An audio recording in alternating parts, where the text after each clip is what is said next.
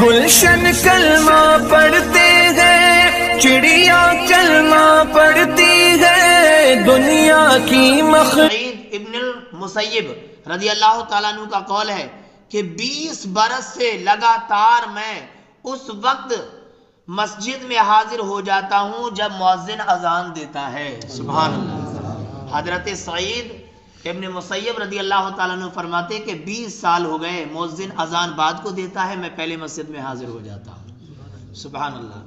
اللہ تعالیٰ کی ان پر کروڑوں رحمتیں نازل ہوں اور ان کے صدقے میں ہماری بے حساب مغفرت ہو۔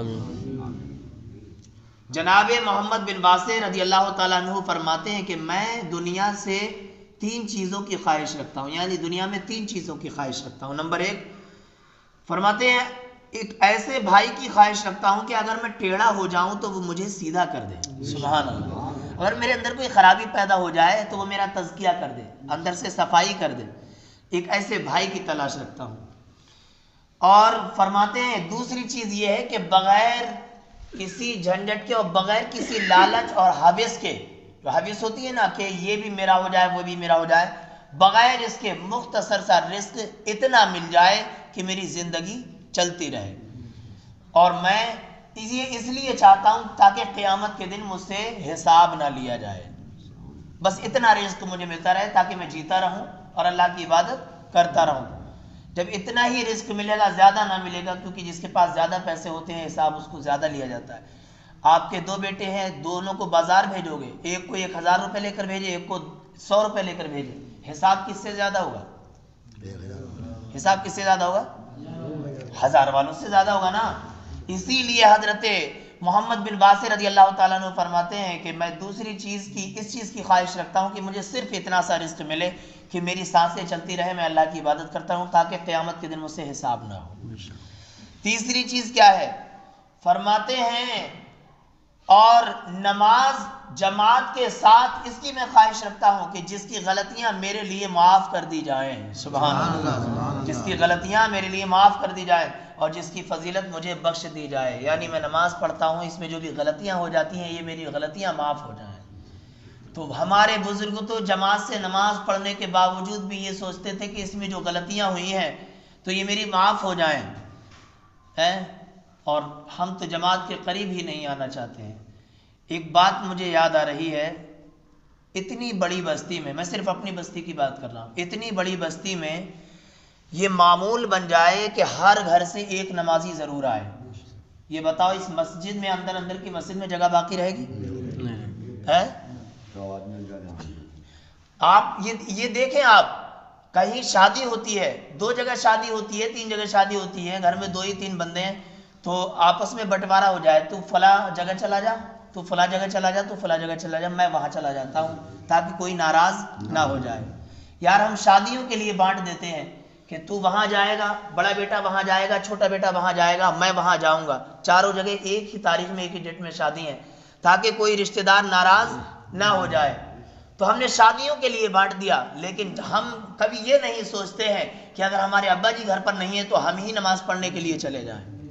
حالانکہ نماز بیٹا پڑھے گا تو بیٹے کے لیے، باپ پڑھے گا تو باپ کے لیے، لیکن ایک گھر سے اگر ایک ہی نمازی آ جائے تو جماعت میں 4 چاند لگ جائیں گے، لیکن نہیں ہوتا ہے ایسا۔ کوشش کریں۔ بیان میں نے کر دیا، اب آگے محنت کرنا آپ کا بھی کام ہے۔ اپنے پڑوسیوں کو سمجھاؤ، اپنے گھر پہ سمجھاؤ، الحمدللہ اگر یہ ماحول بن گیا تو مزہ آ جائے گا۔ لوگ کہتے ہیں رمضان شریف میں اتنے نمازی کہاں سے آ جاتے ہیں؟ کہیں اور سے نہیں آتے ہیں، نہیں ہمارے گھروں سے نکل کر کے آتے ہیں۔ کیا ہے، ایک نیت بنا لیتا ہے بندہ کہ والد صاحب جائیں گے تو جانا تو میں نے بھی ہے نماز پڑھنے کے لیے۔ دوسرا بھائی کہتا ہے میں بھی جاؤں گا، رمضان کا مہینہ چل رہا ہے۔ تیسرا کہتا ہے میں بھی جاؤں گا۔ چھوٹے چھوٹے بچے بھی ٹوپی لگا کر کے آ جاتے ہیں، ایک ماحول بن جاتا ہے۔ کیا یہ ماحول ہمارا دوسرے مہینوں میں نہیں بن سکتا ہے؟ بالکل بن سکتا ہے، لیکن ایک نیت کرنی پڑے گی۔ تو نیت کریں، سب سے پہلی بات یہ ہے کہ نیت کریں۔ نیت کر لی تو سارے کام آپ کو بعد میں نظر آئیں گے، پہلے جماعت سے نماز نظر آئے گی، ہے نہیں؟ اللہ تعالی ہم سب کو عمل کرنے کی توفیق عطا فرمائے۔ آئیے ایک حدیث پاک اور سنتے ہیں۔ حضرت ابو عبیدہ بن جراح رضی اللہ تعالیٰ عنہ، یہ وہی صحابی ہیں جو 10 صحابیوں کے بارے میں اللہ کے رسول نے فرمایا تھا کہ تم جنتی ہو، تم جنتی ہو، تم جنتی ہو۔ انہی میں سے ایک حضرت ابو عبیدہ بن جراح رضی اللہ تعالیٰ عنہ نے ایک مرتبہ کچھ لوگوں کی امامت کی، کچھ لوگوں کو نماز پڑھائی. جب نماز سے فارغ ہوئے تو شیطان کے متعلق فرمایا. حضرت ابو عبیدہ بن جراح رضی اللہ تعالیٰ عنہ فرمانے لگے, نماز پڑھانے کے بعد شیطان کے متعلق فرمانے لگے کہ وہ مجھے بہکاتا رہا یہاں تک کہ میں نے بھی خود کو دوسرے سے افضل سمجھ لیا. میں آج کے بعد امامت نہیں کروں گا. اللہ اگر نہیں سمجھے پوری بات تو میں سمجھا رہا ہوں. حضرت ابو عبیدہ بن جراح رضی اللہ تعالیٰ عنہ ارشاد فرماتے ہیں, نماز پڑھائی آپ نے, نماز پڑھانے کے بعد میں ارشاد فرماتے ہیں کہ شیطان نے مجھے بہت بہکایا, اتنا بہکایا کہ میں اپنے آپ کو سب سے اچھا سمجھنے لگا. میں مصلی پر کھڑا ہو گیا نماز پڑھنے کے لیے, پڑھانے کے لیے. میں نے سب سے اچھا اپنے آپ کو سمجھا, میں کھڑا ہو گیا مصلی پر نماز پڑھانے کے لیے. یار میں تو اس لائق نہیں ہوں کہ میں مصلی پر کھڑا ہو جاؤں, میں تو سب سے بیکار بندہ ہوں, میں مصلی پر کیسے کھڑا ہو جاؤں گا. تو فرمانے لگے آج کے بعد میں نماز نہیں پڑھاؤں گا. اس میں میرے لیے بہت بڑا سبق ہے کہ کیا میں نبی کے مصلی پر کھڑا ہو رہا ہوں, میرے اندر وہ باتیں ہیں کہ میں اس مصلی پر کھڑا ہو سکتا ہوں. اور آپ کے لیے یہ پیغام ہے, کیا ہم اپنا سب سے بڑا مقام جانتے ہیں کہ گھر کا مکھیا میں ہوں, میری عزت کی جائے. یار میرے بچے میری عزت کیوں نہیں کرتے, میری بیوی میری عزت کیوں نہیں کرتی, میرے رشتہ دار میری عزت کیوں نہیں کرتے. سب سے پہلے اپنے اندر دیکھیں کہ کیا میرے اندر وہ گن پائے جاتے ہیں کہ میری عزت کی جائے. یہی بات میں نے کل کہی تھی, جو بزرگ نماز نہیں پڑھتے ہیں ان کی بہویں اپنے بچے انہی کے اوپر لادا کرتی ہیں.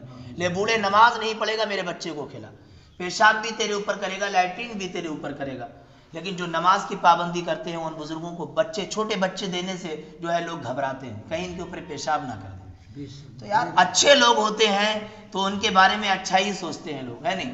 اللہ تبارک و تعالیٰ مجھے سب سے پہلے اور آپ سب سننے والوں کو عمل کرنے کی توفیق عطا. جماعت سے نماز پڑھنا اپنا ایک شعار بنا لیجئے. اب یہ سمجھ لیجئے کہ کتنا ہی ضروری کام ہے, تو میں جماعت سے نماز پڑھوں گا. کتنا ضروری کام ہو سکتا ہے یار کہ جماعت سے نماز پڑھنا تو سب سے زیادہ ضروری کام ہے, اس سے زیادہ ضروری کام کوئی نہیں ہو سکتا. میں کہتا ہوں تو نیت کر لیجئے, انشاءاللہ نیت اگر سچے دل سے کر لی تو آپ اس کاوش میں کامیاب ہو جائیں گے انشاءاللہ. ہے اور خاص کر فجر اور عشاء کی جماعت کا خیال رکھیں. ظہر اثر مغرب تو خود بخود انشاءاللہ پابندی ہو.